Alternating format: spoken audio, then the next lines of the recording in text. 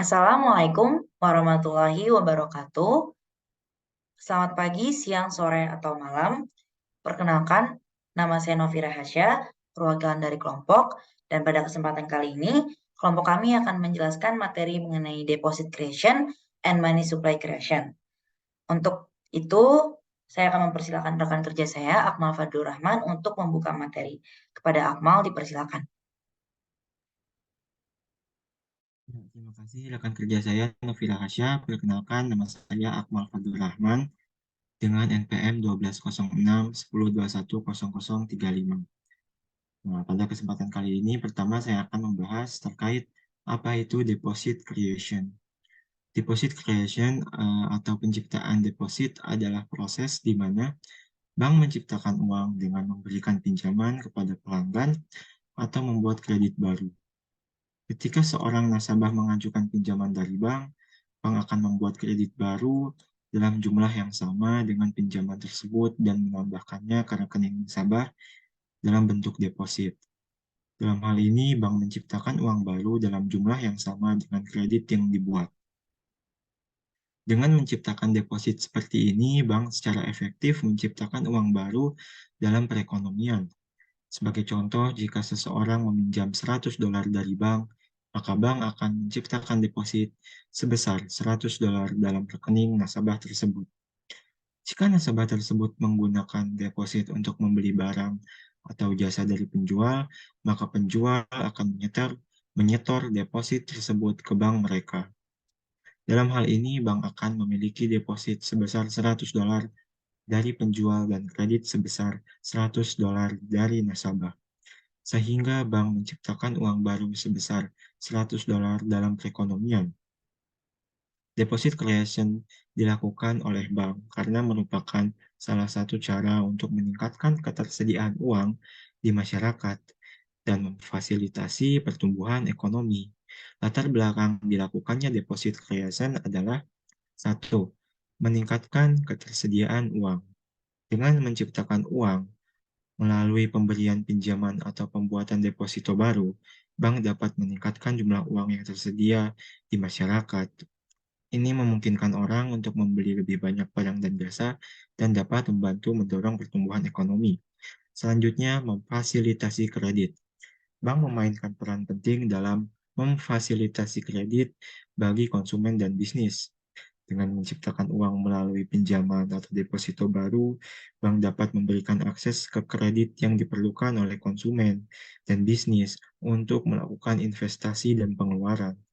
Selanjutnya, meningkatkan likuiditas.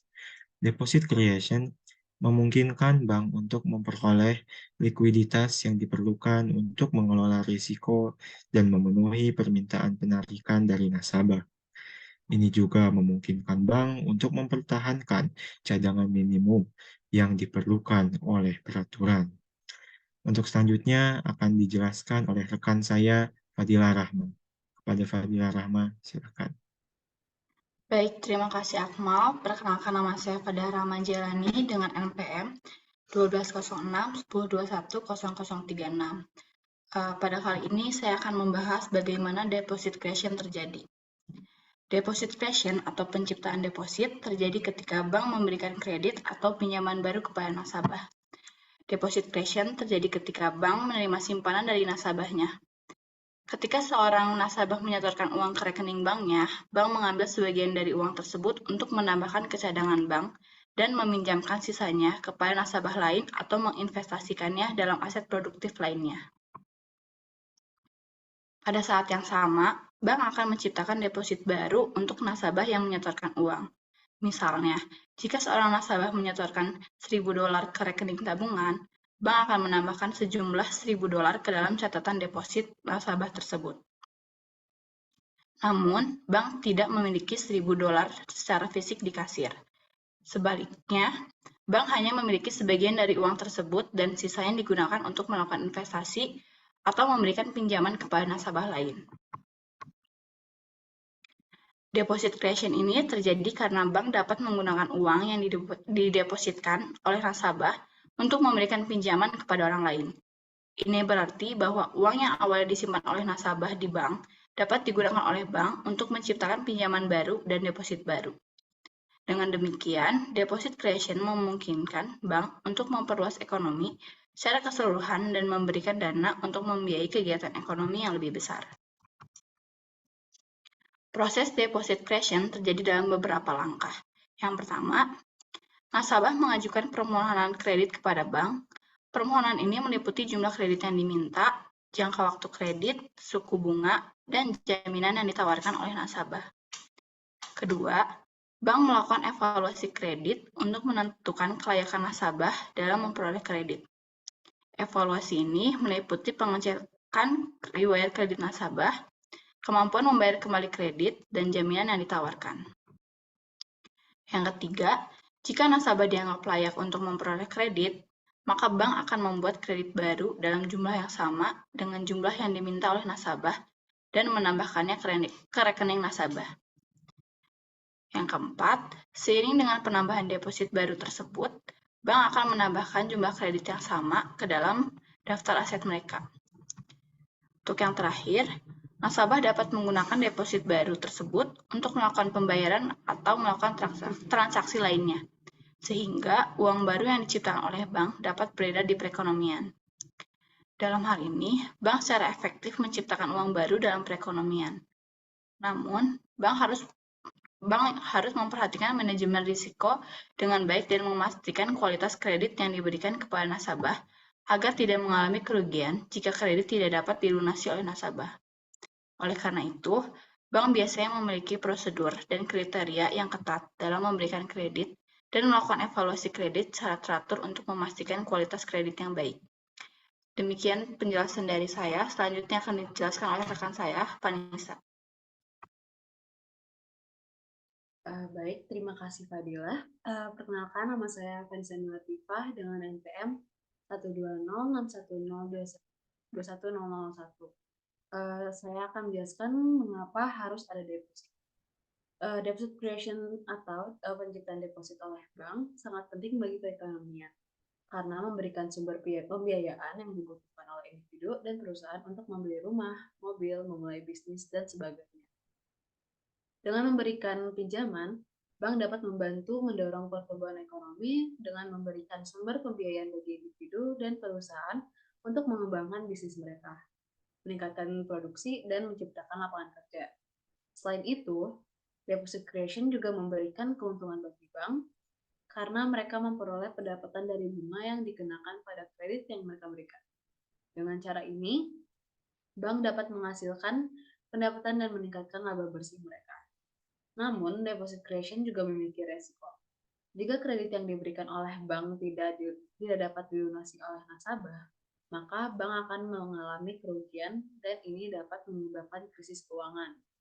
Oleh karena itu, bank harus memperhatikan manajemen risiko dengan baik dan memastikan kualitas kredit yang diberikan kepada nasabah agar tidak mengalami kerugian.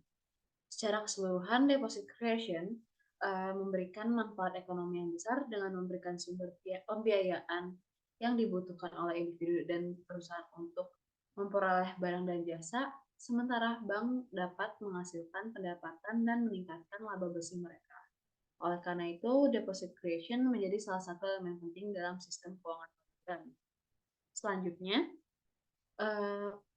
deposit biasanya diperlukan untuk berbagai jenis layanan, terutama dalam bisnis yang melibatkan transaksi keuangan seperti perbankan, investasi, dan perjudian online. Beberapa alasan mengapa deposit diperlukan ada sebagai berikut. Yang pertama ada alasan keamanan, di mana deposit dapat digunakan untuk memastikan keamanan dan kepercayaan antara pelanggan dan penyedia layanan. Sebagai contoh, deposit pada perbankan dapat menunjukkan ketersediaan dana dan kepercayaan dalam membuka rekening. Yang kedua, untuk mendorong komitmen, dengan membuat deposit ini, pelanggan biasanya merasa lebih terikat dan bertanggung jawab dalam menggunakan layanan tersebut.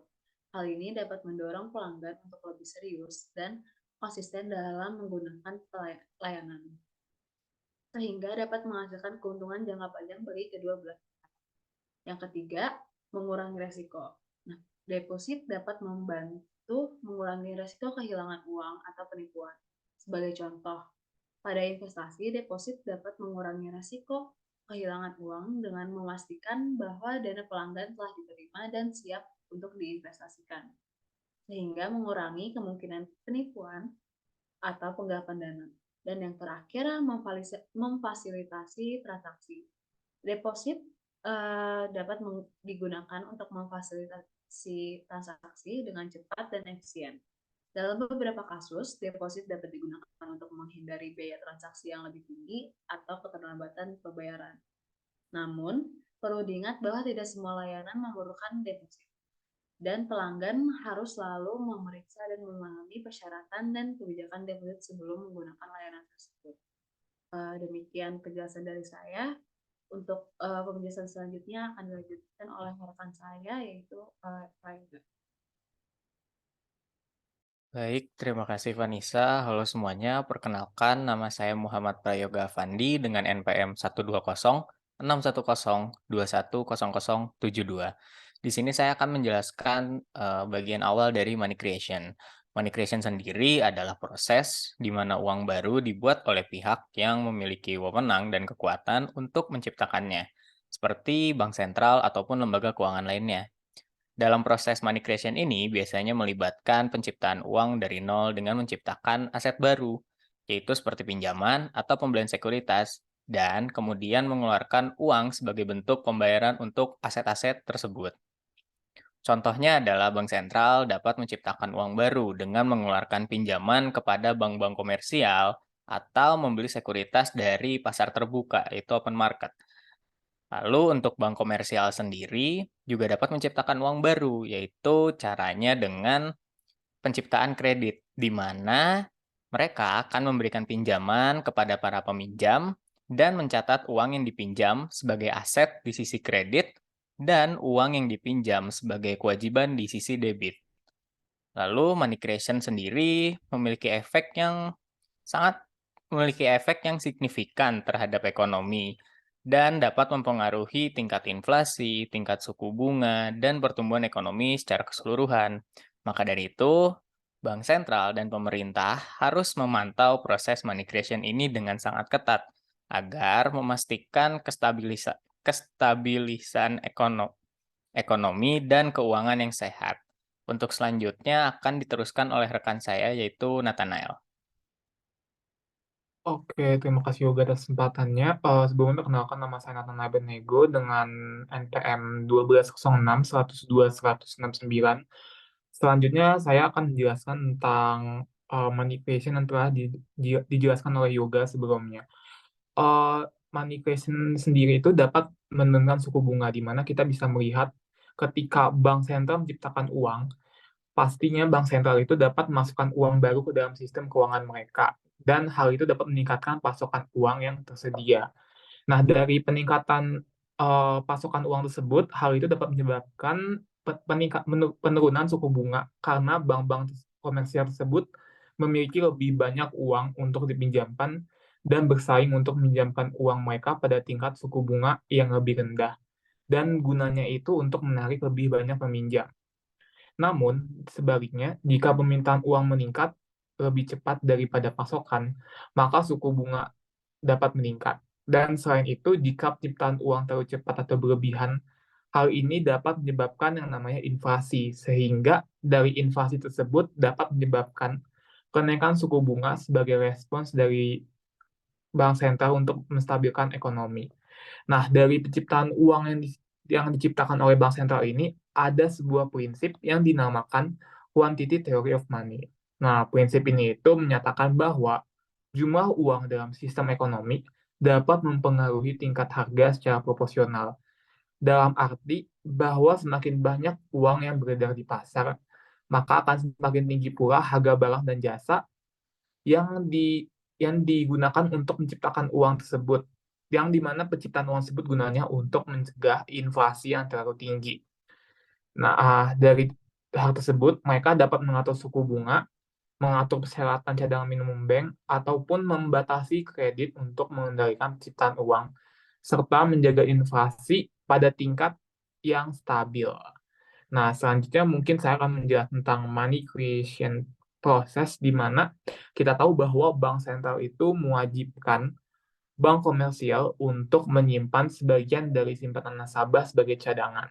Proporsi deposito yang disimpan tersebut sebagai cadangan dikenal sebagai rasio cadangan wajib atau rasio persyaratan cadangan. Oke, nah mungkin untuk lebih jelasnya bisa di slide selanjutnya.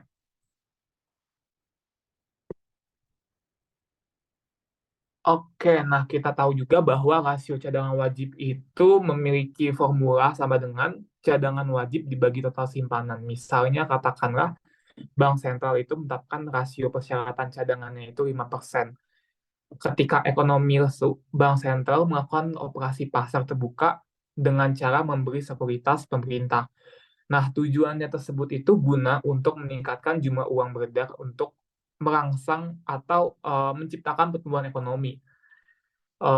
Nah, misalnya itu contohnya ketika bank sentral membeli surat berharga pemerintah sebesar Rp100 dari bank, maka uang akan mengalir dan setelah hal tersebut dilakukan, maka mereka dapat menyisihkan Rp5 sebagai cadangan. Dan bank dapat menjamkan sisanya sebesar Rp95 kepada seorang debitur. Dan debitur tersebut dapat menggunakan uang tersebut untuk merekrut konsultan profesional contohnya. Nah, dari uang yang diterima tersebut, konsultan itu dapat menyetor uang sebesar Rp95 kepada bank kedua.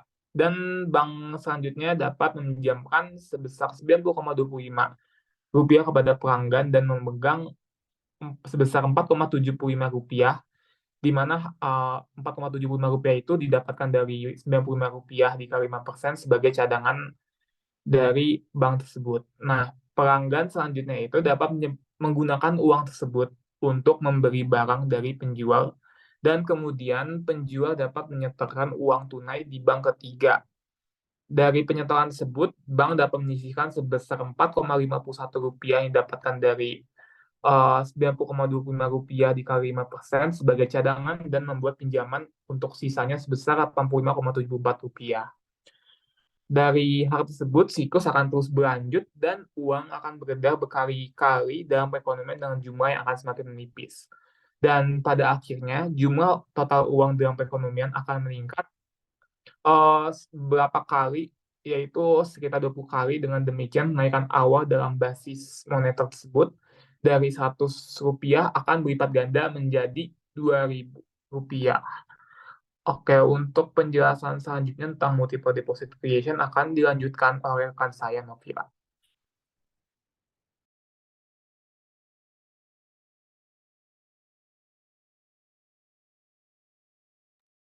Baik, terima kasih Nathanael Abednego. Perkenalkan, nama saya Novira Hasya dengan NPM 1206 10210039 yang akan menjelaskan mengenai materi money supply process. Money supply atau persediaan uang merupakan jumlah uang yang beredar dalam suatu perekonomian pada suatu waktu tertentu. Persediaan uang bisa diukur dengan menggunakan beberapa indikator seperti M1, M2, dan M3 yang mencakup berbagai jenis uang yang beredar di masyarakat. Proses pembentukan persediaan uang di suatu negara melibatkan beberapa pihak, antara lain Bank Sentral. Bank Sentral ini merupakan suatu lembaga yang bertanggung jawab atas pengaturan dan pengendalian persediaan uang dalam suatu negara. Bank Sentral memproduksi uang dengan mencetak uang kertas atau memproduksi uang logam dan menentukan kebijakan moneter untuk mengatur persediaan uang dalam perekonomian. Pada pelaksanaannya, Bank Sentral nantinya akan mengeluarkan instrumen-instrumen kebijakan moneter yang mana berfungsi untuk mengendalikan jumlah uang beredar. Yang kedua, ada Bank Umum.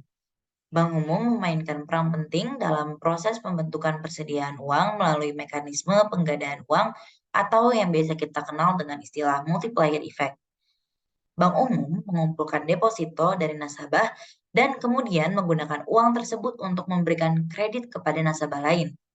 Dalam proses ini, Bank Umum dapat menciptakan uang baru dengan mengeluarkan kredit lebih banyak daripada jumlah deposito yang dimilikinya. Yang berikutnya yang gak kalah penting ada pihak masyarakat. Masyarakat juga turut berperan dalam pembentukan persediaan uang dengan melakukan transaksi keuangan, seperti membeli barang dan jasa atau menabung.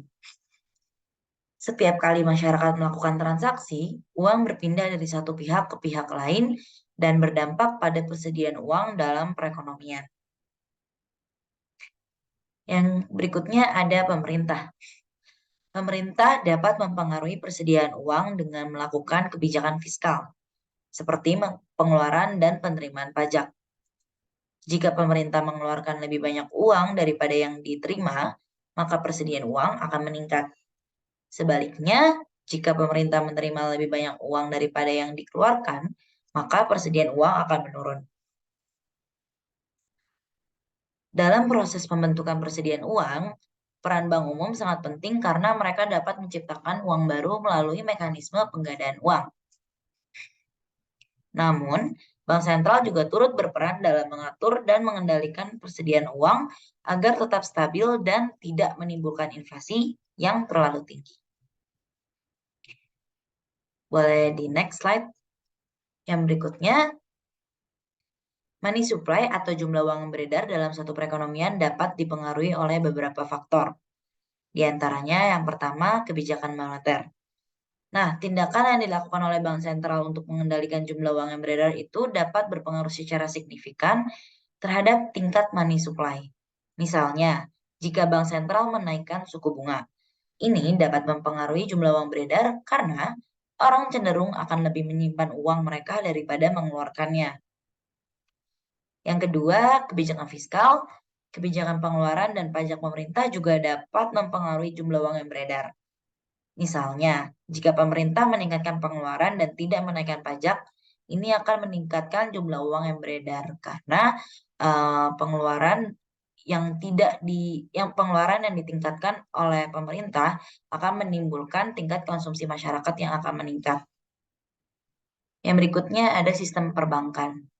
Bank dapat menciptakan uang dengan memberikan pinjaman dan membuat deposito.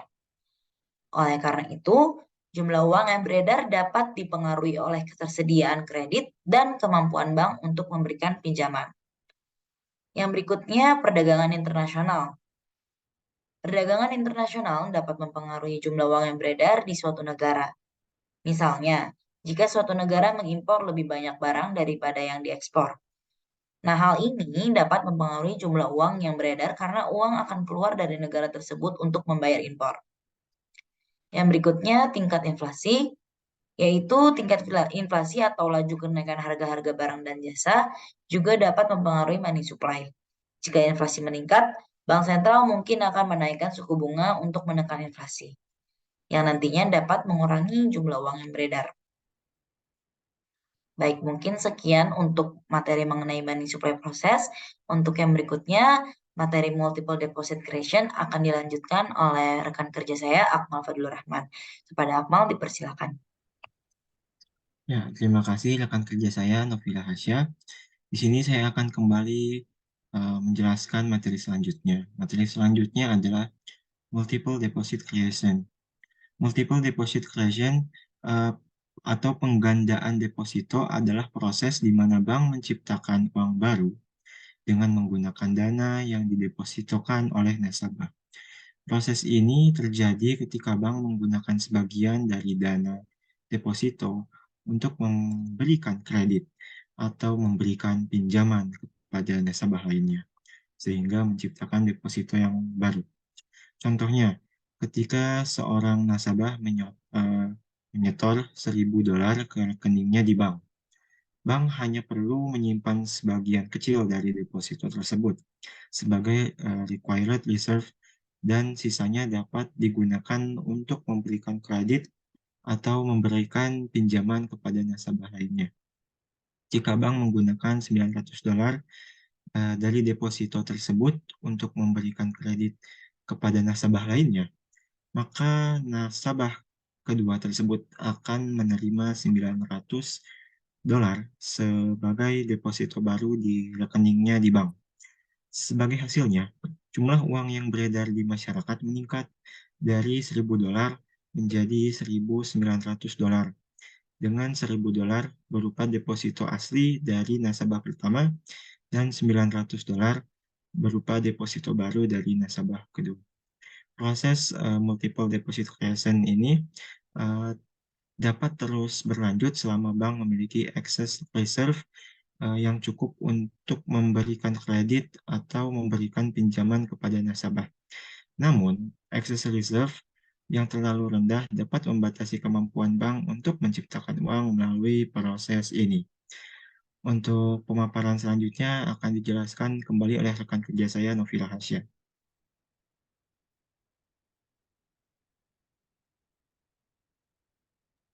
Baik, terima kasih Akmal Fadlur Rahman atas kesempatannya.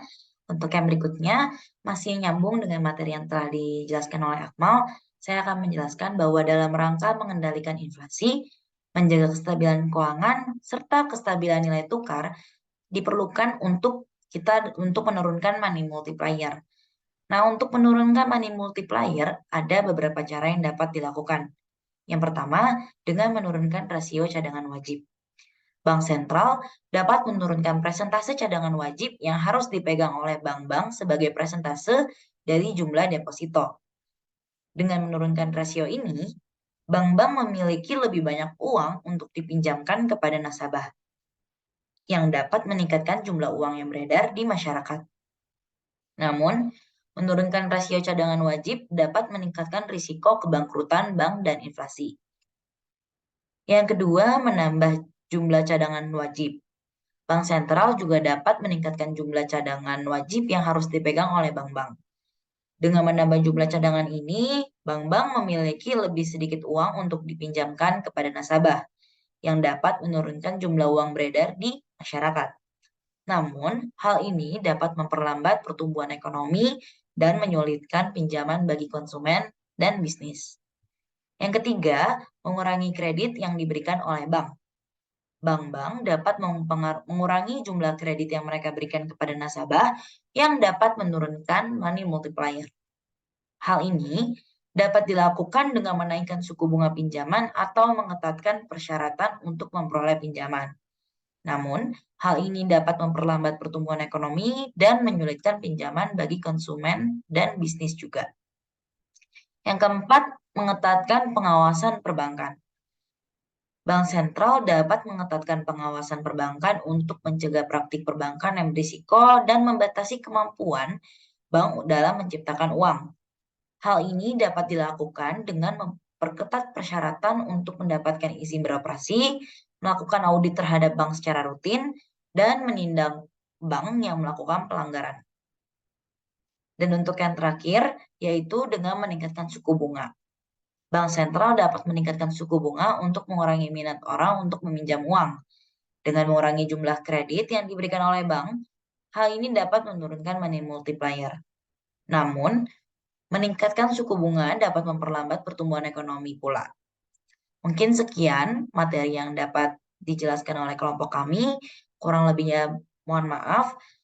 Terima kasih atas perhatiannya. Wassalamualaikum warahmatullahi wabarakatuh.